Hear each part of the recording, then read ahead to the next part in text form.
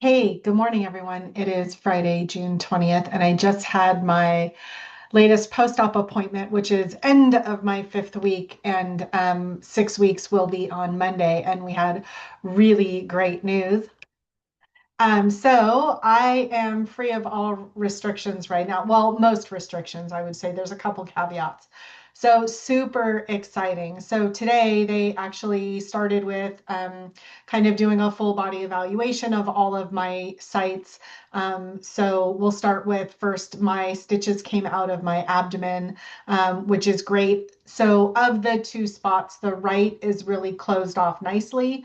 The left, the stitches did their job in terms of holding everything closed, so it didn't open further, but I still have one spot that's a little bit open and still a little goopy, but it is healing, so it's time for the stitches to come out. So that's good news. We'll keep it cleaned twice a day with everything else, and then make sure that we're applying this little medication to it to keep it clean and hopefully free of any infection. But that's great news. So stitches are out.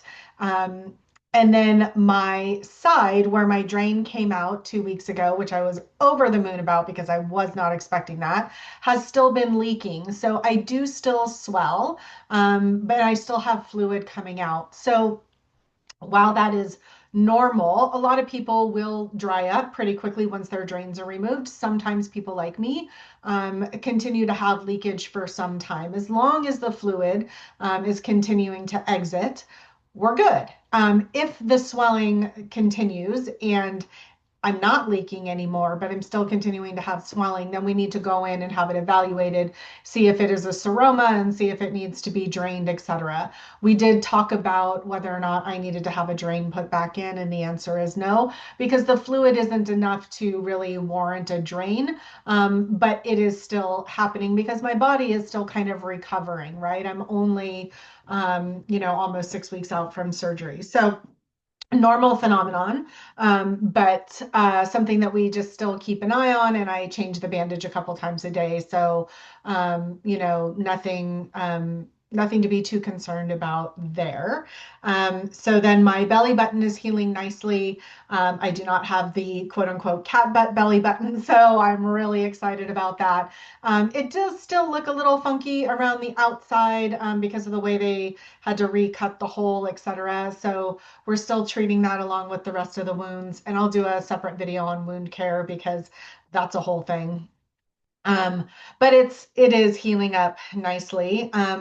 In the one spot where I kind of thought where maybe I might have had a hernia, because it just felt really weird. It was pulled really tight, tighter than other areas, but I had like this little lump. He says that he doesn't think that that's the case right now. He thinks that this is still the muscles adjusting. So nothing to be concerned about there. And we'll kind of keep an eye on that. Sorry, I got to adjust. Compression bottoms are no joke. So that was all good news. And then really let's talk about like my breasts and the blistering and kind of what's going on. So with the blistering, I'm still treating it twice a day. So take shower in the morning, treat everything, put the dressings on, and then at the end of the day, I do the same thing. I wash everything up and then I retreat them. So the skin is actually getting better, right? The Silverdene is doing its job and penetrating that sort of dead-ish skin where everything was blistered. So he doesn't want to do any debridement at this time because he wants that skin to heal, because we want to use that for when we kind of do phase two. So we're trying to give it as much time as possible. And since I'm still so fresh, because it's not like quote unquote actively dead skin, he doesn't want to remove it yet. So and I want to talk about what that means. So, there are times when women who have these surgeries, right, have actual dead tissue on the top layer of the skin, and they actually have to remove that. So, think of like a scab, but like the flesh is actually died and it needs to be pulled away or removed. So, that's when they do kind of what they call debridement in the office, or sometimes under anesthesia, depending on like how much they need to remove. Mine is not that. Mine is that the skin is been blistered and sort of hardened, but it isn't dead. So we're using the Silverdene to treat those areas in order to kind of let them heal and let that penetrate and kind of soften the skin again. It's done great on the vast majority of my breasts where I had the issues. So, we're going to continue to do that at this time. And I'll go in now every 2 weeks to just kind of evaluate and see how things are going, monitor the skin, and kind of see where and when we get to a point where we can move on to the next phase, right? So that's really important, and I'll talk about what kind of phase two will look like and that here in a second. So the other thing that was really great was in saying that I have kind of like no restrictions. I have a few. That means I can start physical therapy. So this afternoon, I actually have in-home physical therapy coming to do an evaluation, and then we'll talk about what I can do at home. And then I think that what will happen, if I'm not mistaken, is either they'll give me in-home PT for 2 weeks and then they'll release me to outpatient PT, where then I will have the option of more workout equipment, a more structured program versus just being at home. So I'm super excited about that because my range of motion has been the T-Rex and breaststroke situation. And so while I can do some things and I have fairly good range of motion for being where I am, I don't have a lot of stretch or strength in going upwards, right? And so that's what we need to start working on so I can get back to sort of a regular playing field, if you will, and kind of get back to normal. So I'm really excited about that because being able to kind of be self-sufficient again, be able to raise my arms above my head, be able to, lift up and get something out of the cupboard if I want, or, you know, like really wash my hair properly because like I'm doing this myself, which isn't too bad. But when you've got T-Rex arms and all this hair, it's a little cumbersome. Um, so making progress there. So that's super exciting. Looking at my notes. Um, and then, so talking about other things that I can do now. So, are you ready for it? Are you ready for it?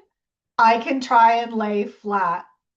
I'm so excited. So, um, when you have this surgery, so again, double mastectomy, D-flap reconstruction, you are pulled so tight, so you are hunched over. I am mostly straight. I am still not fully straight. I have been still sleeping in a flexed position.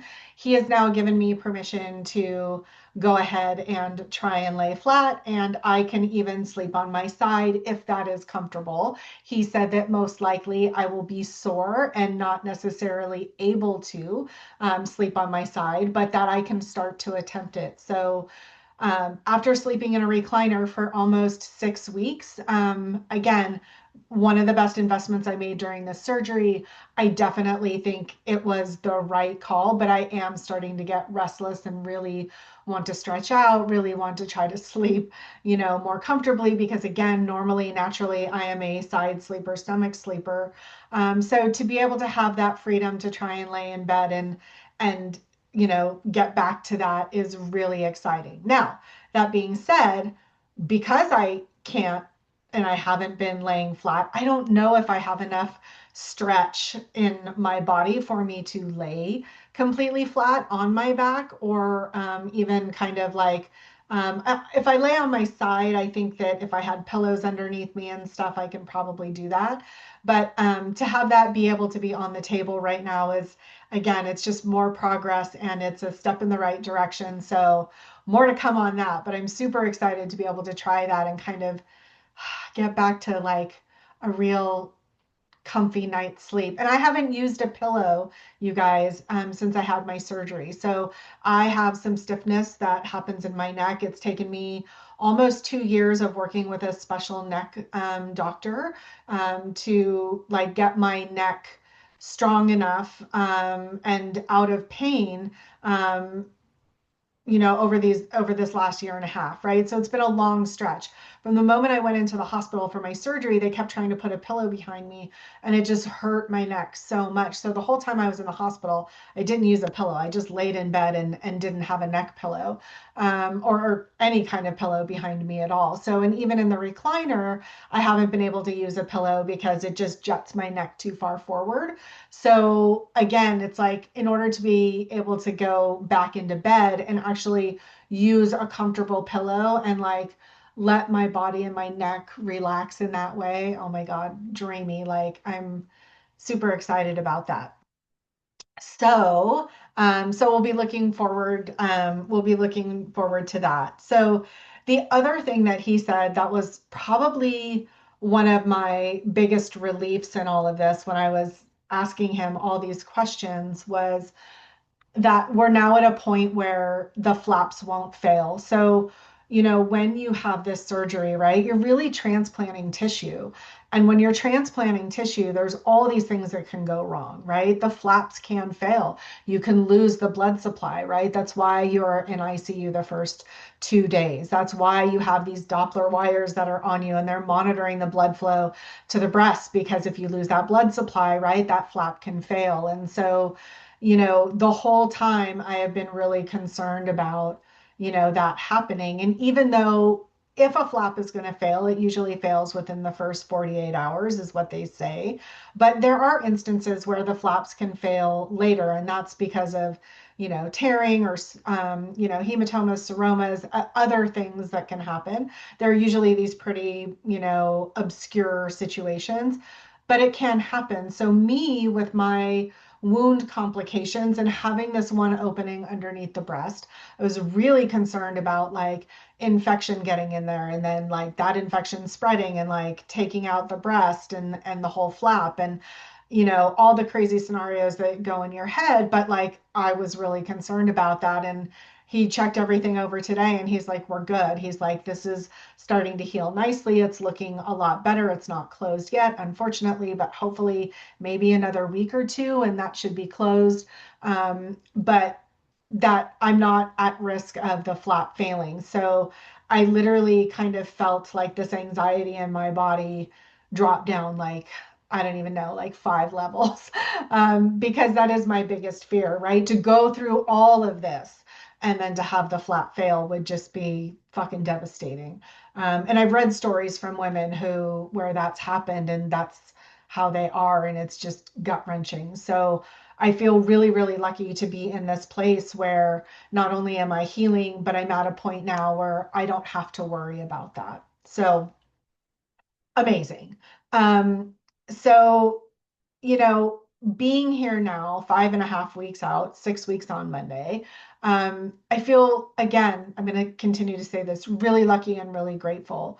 Overall, being autoimmune compromised, having this major surgery, having these hiccups, and now being here where I can start to get to the next level of my healing feels fucking amazing. I'm walking more every day. He said I can start to do a little bit of yoga at home. I can't go into the heat. So here are the things, like he says, no restrictions, but here are the things that I can't do. I can't do my normal hot yoga, Bikram yoga, until all of my incisions are fully healed and I have no more scabs or scars. You can't be in the heat and sweat in those kinds of situations. You're just begging for infection. Fuck that, we're not going there. So, no yoga for me in that regard, but I can do light yoga at home. The key is to make sure that I am not overdoing it or overstretching because we don't want to pull too much on anything that's been so, tight in my body for so long. So, but I can start to join at home and just do my own practice, which is amazing because that's my jam. It's where I get my headspace. It's where I get clarity and relaxation and calm. So that's really exciting. I cannot submerge in a bath or a tub. I am free to drive if I feel comfortable, but I have to be able to turn and look over my shoulder. And right now I can't really do that. So driving will come. I am technically free to be able to do that when I feel comfortable to do that. So I'll work with PT on being able to accomplish that. I did try to see though if I could get in my truck today, and surprisingly, I could do it with my legs without pulling too much on my arms. So that was super awesome.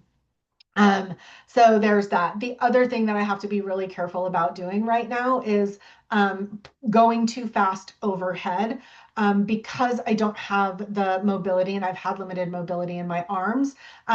You can very easily pop and tear your shoulders if you move too fast. So while I am free to do things, I have to be really careful about that. I can start to lift things, of weight. Currently, I've been between 3 and 5 pounds, and now I can start to lift more weight. There really isn't a restriction, but he's like, don't go lift 50 pounds of flour, right? So those are sort of the restrictions that I have right now. So it is you are free to move about the cabin, but please go slowly, right? So again, it's just all super, super exciting. So yeah, so that's where we are. It's a great Friday. I feel like having these appointments on Friday has been really wonderful because I'm like going into the weekend. I'm like, it's Friday. Like I feel good. Everything has been good news. So I feel really fortunate with that. So I will go back in 2 weeks for another follow-up. Again, just kind of checking in on all of the tissue and everything else to make sure that the Silverdene is doing its job and we're healing and there's no snags and kind of the rest of these little open spots are continuing to improve. So that's where we are. I'm going to do another video separate on wound care. Wound care is a whole thing, and I think it's really needs its own space to talk about because a lot of women deal with it. And I want to talk about how I've dealt with it because it's been pretty intense and pretty time consuming, but it's a really important part of the process. So I want to kind of share what I've been doing and what my experience has been. So, but that's it. We're coming up on summer solstice tomorrow. The weather is beautiful outside. So go out, make it a great day. Have a happy Friday. Have a happy summer solstice, and I'll talk to you soon. Bye.